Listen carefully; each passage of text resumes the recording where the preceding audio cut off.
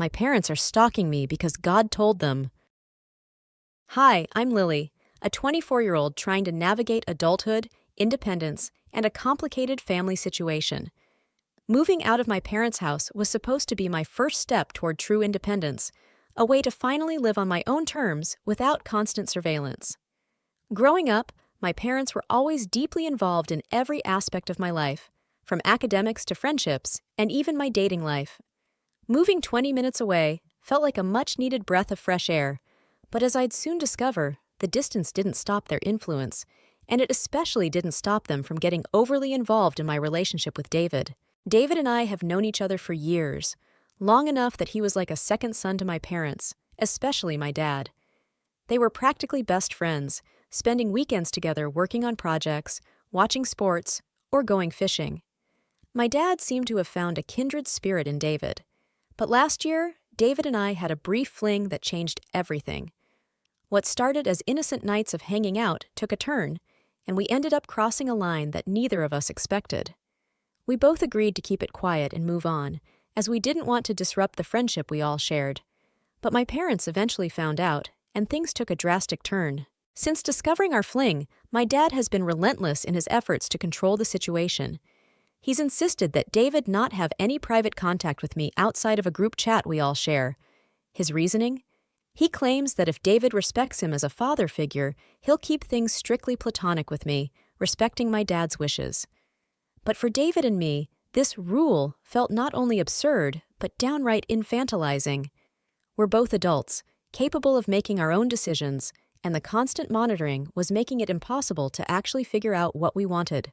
If you've ever felt caught between family expectations and following your own path, hit subscribe to join a community where we share stories of independence, love, and growth. Your support means the world as I continue sharing these personal journeys. And I want to hear from you. Have you had to set boundaries with family or navigate a relationship against the odds? Share your experiences in the comments below. Let's create a space of encouragement and support for everyone choosing to live life authentically. A few weeks ago, David and I decided to spend the day together, just for fun. We didn't plan anything elaborate, just a simple trip to Five Below, one of our favorite places to browse for random snacks and trinkets. It was a lighthearted outing, a chance to laugh together and unwind. We just loaded up on snacks and were debating the pros and cons of a ridiculous dog costume when, out of nowhere, my parents appeared in the same aisle. It felt like something out of a movie. They live across town and almost never shop near my place. They claimed they were just there for batteries, but their expressions suggested otherwise. Right there, in the middle of the store, my dad cornered David. He told him that he'd made it clear that he wasn't supposed to be alone with me, and then, as if that wasn't humiliating enough, he launched into a lecture about how I'd be heartbroken if David let me down. He said something to the effect of, "When she comes running to me with a broken heart, don't expect me to care. You've been warned." I felt mortified, caught between loyalty to my family and my growing feelings for David. The entire experience was like something out of a nightmare. That night, my mom texted me with a dramatic explanation, saying that their encounter with us was divine intervention, as if God had somehow led them to that exact store at that exact moment to protect me from whatever they thought David might do. It was a bizarre and uncomfortable message, filled with spiritual overtones that only made the situation feel more stifling. But strangely, this incident led David and me to have a much-needed conversation about where we stood. We both admitted that, despite the complexities, we enjoyed being together. We had feelings for each other that went beyond friendship, but with my family constantly watching, we agreed to take things slow and figure it out as we went. In the days following that encounter, my dad flooded my phone with lengthy texts, each one more intense than the last. He painted David as a shallow person who didn't truly care about me, accusing him of only wanting one thing and saying that if he really loved me, he'd ask my dad's permission to date me properly. He even suggested that David had manipulated me into believing he was serious, even though we both knew that wasn't the case. David reassured me that he cared deeply about me, and I felt that our connection was real. But the shadow of my dad's disapproval was beginning to wear on both of us. We made a decision that we wouldn't let my dad's disapproval dictate our choices. One night after work, We decided to use our annual passes to Disneyland and enjoy an evening at the park. It was supposed to be a chance to escape from the pressures and drama, just us, away from everything. We laughed on rides, took goofy photos, and shared funnel cakes as the lights of the park glowed around us. It was the most relaxed I'd felt in a long time, like we were just two people having fun, without any strings or consequences. But then, as we were leaving Disneyland, my phone began buzzing with messages from my parents, asking if I was at the park. It was strange and unsettling. How did they know where I was? I tried to ignore the messages, determined not to let them ruin the night. But as we walked toward the parking lot, my dad appeared out of nowhere, holding a Starbucks bag, looking tense and ready to confront us. He asked if we could talk, but David, sensing the tension, kept walking, refusing to engage. I tried to convince him to stop, to at least let me talk to my dad to keep the peace, but he was firm in his refusal. He even considered calling an Uber to avoid the confrontation entirely, which left me in a painful dilemma. Ultimately, I drove us away, leaving my parents standing there, feeling both guilty and defiant at the same time. Later that night, my mom sent a cryptic message saying, "God is watching," implying that somehow, through divine intervention, they had been guided to find me at Disneyland. When I asked her directly how they knew where I was, she dodged the question, insisting that it was something they'd explain in person. This back and forth continued for days, with my dad eventually sending a long message saying that if I wanted to know how they tracked me, I'd need to sit down with them face to face. He went on to berate David, saying that he'd missed an opportunity to prove his love by formally asking for permission to be with me. He even compared David to a wolf in a biblical sense, claiming he was trying to separate the sheep from the flock. The entire message was filled with religious overtones and accusations, leaving me emotionally exhausted and feeling like I was in some strange, high-stakes family drama. Eventually, I agreed to meet with them, hoping for some clarity. My dad had been threatening to cut me off from the family plan for my phone, using it as another method of control. Meeting with them was partly a practical decision. I needed answers. So we gathered at the church, with our pastor and his wife acting as mediators.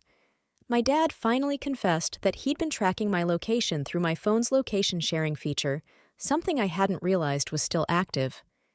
He and my mom had driven to my house, confirmed that David's car was there, and then followed us to Disneyland. They waited outside the park, watching for us to leave so they could confront us. Our pastor and his wife were visibly uncomfortable with the lengths my parents had gone to. They reminded my parents that I was an adult, capable of making my own choices, and suggested that tracking me and following me to Disneyland was overstepping boundaries. They told my parents that while it's natural to care, it was not acceptable to infringe on my independence or to assume control over my personal life in this way. My dad was visibly furious, refusing to accept any of this. He threatened to leave the church, saying he couldn't stand by and watch his daughter make what he considered life-destroying choices. He blocked me on social media and told me he was going no contact, saying he needed to distance himself until I came to my senses. It was a heavy moment, and as much as I wanted to feel anger, all I felt was sadness and exhaustion. The pastor and his wife were supportive, telling me that I had every right to make my own decisions, and that dating David or anyone was a choice I should be free to make without constant oversight. David and I continued seeing each other, but we were careful to keep things low-key, knowing that my parents wouldn't easily let this go. We'd meet at parks, take long walks, and spend time at coffee shops where we could talk without looking over our shoulders. Our relationship grew stronger as we navigated the complexities, and I started to realize that being with David was helping me grow in ways I hadn't expected. I was learning to stand up for myself, to assert my independence, and to trust my own judgment. This experience has forced me to confront a lot of unresolved feelings about my relationship with my parents. I've come to see that while I love them deeply, their need for control has overshadowed my need for independence. They may never fully understand my choices, and that's okay.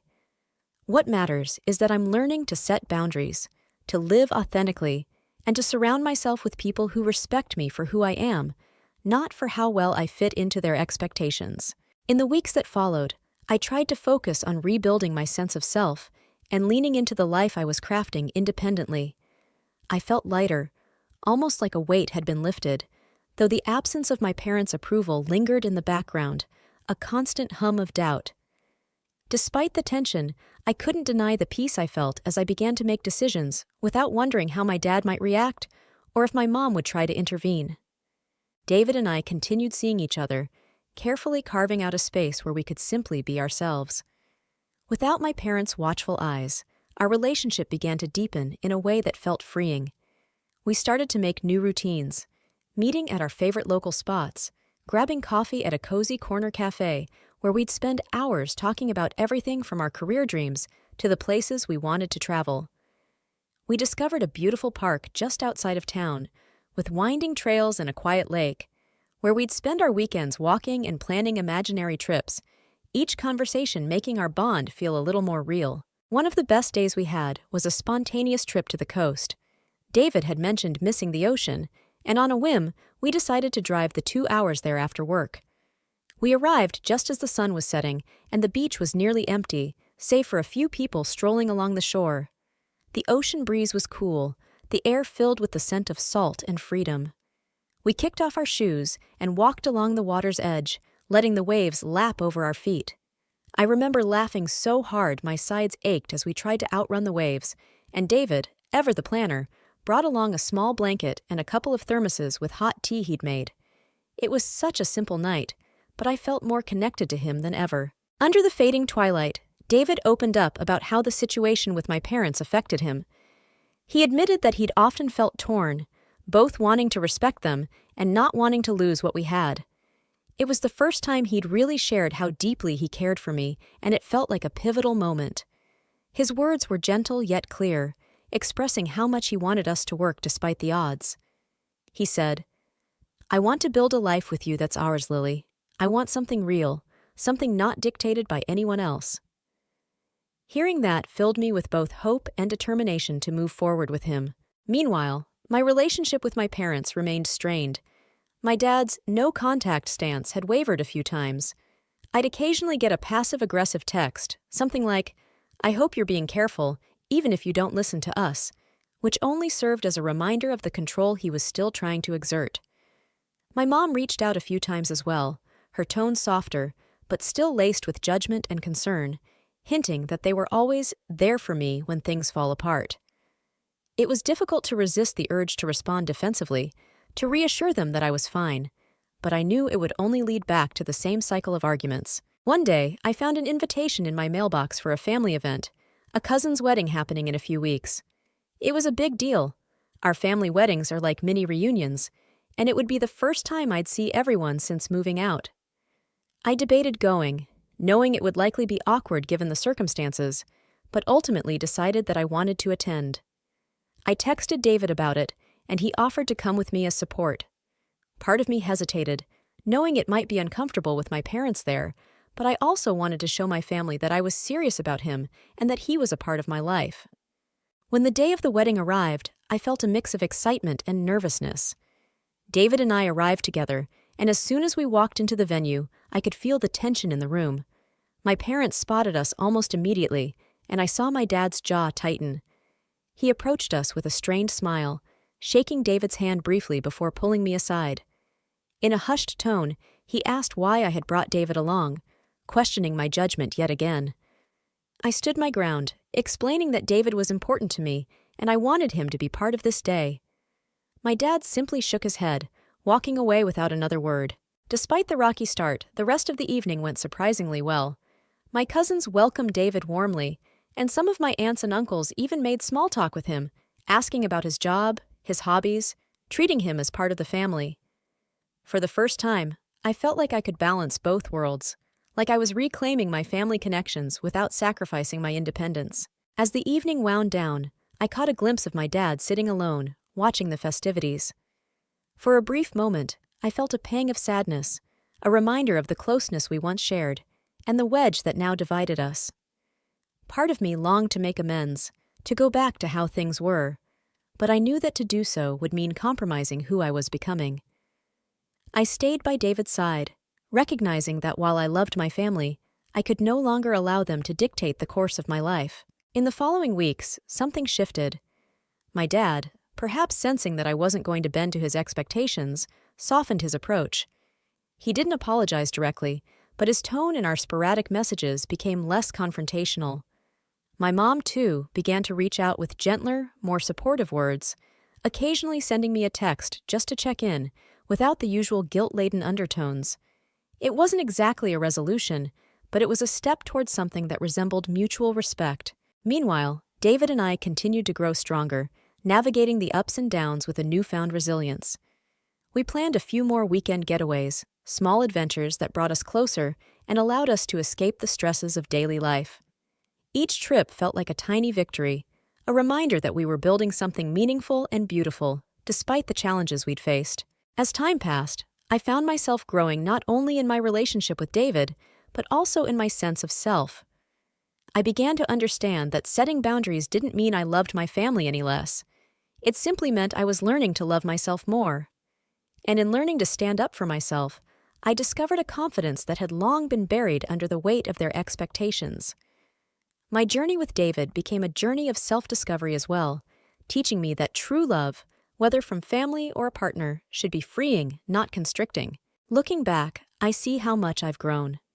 My parents' involvement may still be a part of my life, but it no longer defines me.